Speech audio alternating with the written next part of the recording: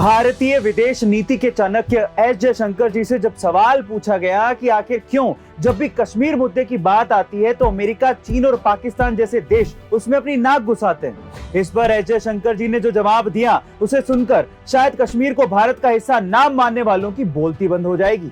उन्होंने कहा कि कश्मीर हमारा बनाया गया मुद्दा है, ये हम ही लोगों ने आर्टिकल 370 को इतने साल तक जीवित रखा, ये हमारी कमजोरी थी और जब भी कोई बड़ा देश कमजोर होता है तो दुनिया उसका फायदा उठाती है।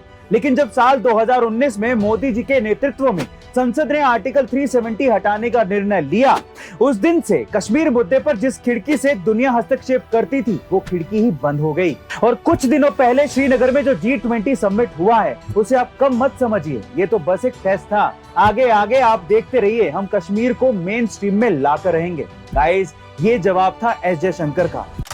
ग्लोबल वार्मिंग जहां पूरी धरती पर विनाशकारी साबित हो रहा है, वहीं कुछ देशों को अब इसमें भी फायदा नजर आ रहा है, जिसमें से चीन सबसे आगे है, क्योंकि चीन हर फायदे में अपनी नाक घुसाता है। दरअसल बढ़ते ग्लोबल वार्मिंग की वजह से आर्कटिक महासागर तेजी से पिघल रहा है, जिसकी वजह से वहां पर एक नया सागरी मार्ग तैयार हो रहा है। और अगर इस मार्ग से आर्कटिक महासागर के आसपास वाले देश व्यापार करने लगते हैं तो इससे उनका 30% फ्यूल और समय बचेगा। यही नहीं, ये एरिया तेल और नैसर्गिक संसाधनों से भरा पड़ा है, जिस पर अब चीन अपनी नजर गड़ाए हुए है। और इसी वजह से चीन ने आर्कटिक महासागर के आसपास ना होने के बावजूद भी खुद को नियर आर्कटिक स्टेट घोषित कर दिया, जबकि ऐसा है नहीं, वो आर्कटिक महासागर के आसपास भी नहीं है।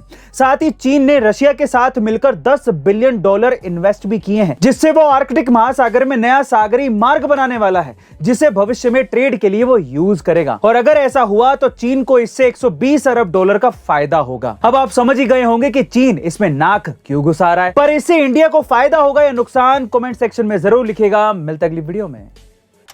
गाइस, अगर आप लोग भी ये सोचते हैं कि डायमंड कोयले से बनता है तो आप लोग शायद गलत हैं। चलो थोड़ा फैक्ट चेक कर लेते हैं।